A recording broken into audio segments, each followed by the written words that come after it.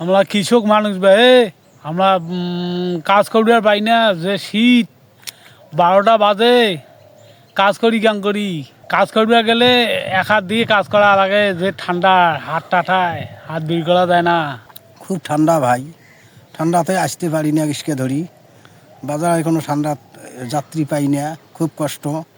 ঠান্ডায় হাত বিড়ি করতে পারি না, পাঙে খুব শীত, এইভাবে খুবই অভাবে পড়ি আছি।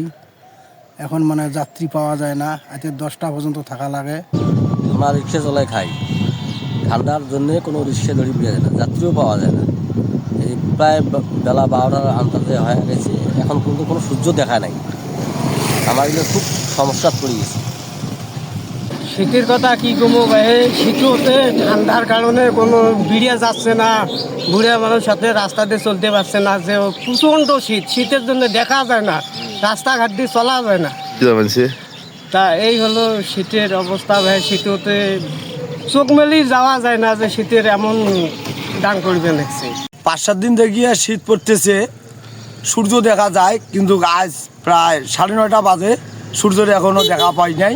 শীতের জন্য বুড়ে মানুষ এবং যুবক মানুষ এমনভাবে লাঞ্ছনা বোধ করতেছে, সেটা হলো যে শীতের খুব গায়ের মধ্যে আঘাত লাগতেছে, শীতের প্রচণ্ড ঠান্ডা।